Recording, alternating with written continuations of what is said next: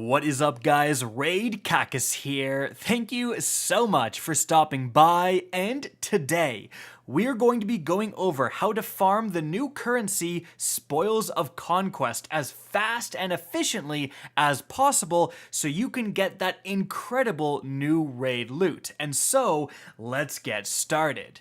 Now, I've been doing this for quite a while now, and I thought, I should probably make a video on this because it is very important information to know about. Spoils of Conquest is a new currency added just this season within Beyond Light, and it is awarded every time you beat a raid. So if you beat an older raid like Last Wish or Garden of Salvation, you get 3 Spoils of Conquest every time you complete an encounter. And that is not only the first time each week. You can keep running that raid over and over and over again, and you will consistently get spoils. However, with the new Deep Stone Crypt Raid, you get 5 Spoils of Conquest per encounter, and the first time you run it that week on each character, you get 10 for opening a chest within the Deep Stone Crypt. So, what are Spoils of Conquest for? Well, 2 things. Firstly, if you do reach the very end of the Deep Stone Crypt and beat it, you have this Cache of the Crypt where you can spend 20 spoils on specific weapons that you earned through that run-through, allowing you to target farm loot until you get the God Roll. So that is already incredibly useful. The other place to spend it on is the exotic kiosk in the tower. The older raid exotics, such as the Anarchy, the Teraba, etc., those will require a ton of spoils to purchase. But that's actually really important. The method I'm going to show you guys today doesn't involve actually beating the Deep Stone Crypt, and if you can't get a group together that is, let's say, ready to embark on that challenge, you can still do this farm, come out the other end with a ton of spoils, and spend it on those incredibly powerful raid exotics. So, that's what they do. Now let's talk about how to get them. All you really need to accomplish is to farm the first encounter within the Deep Stone Crypt.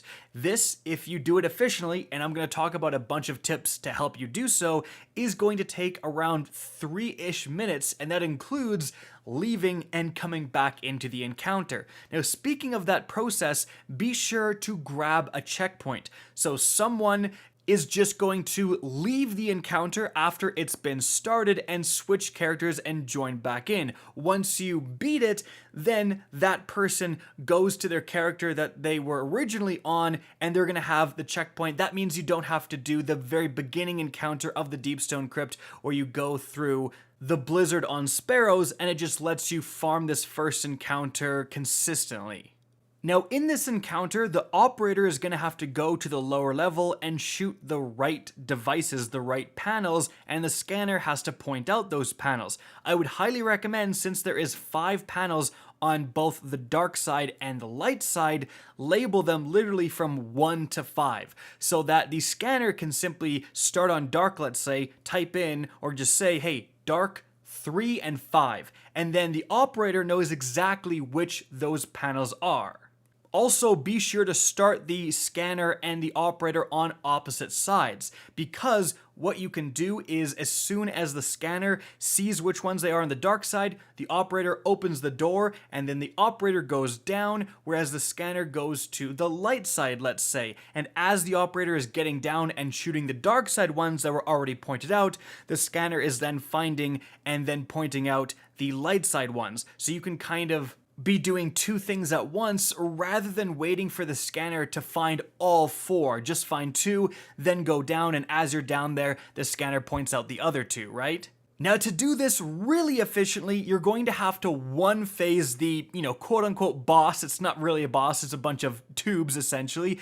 But to do that, you're going to need to use the right equipment. I would highly, highly recommend using the Xenophage Exotic Machine Gun. That is going to put forth a ton of damage. If you don't have that, then putting a well right next to them and using a powerful slug shotgun is a decent alternative.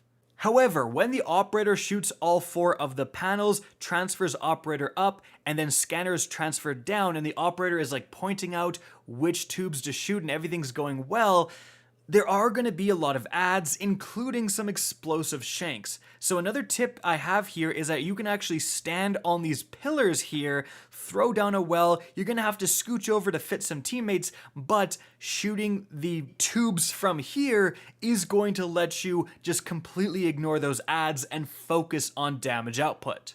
Now, my last tip here is that there are going to be overload champions within this encounter, so I would highly recommend everyone put on in their class items the Wombo Combo mods found in your seasonal artifact that lets you stun overload champions with solar or stasis grenades, and then the other mod lets you get your grenade instantly back when a teammate has stunned a champion. That will, combined with a powerful shotgun, let you deal with those overload champions super easily. And then that lets you run Xenophage for damage dealing instead of having to run a sword in the heavy slot to deal with those champions.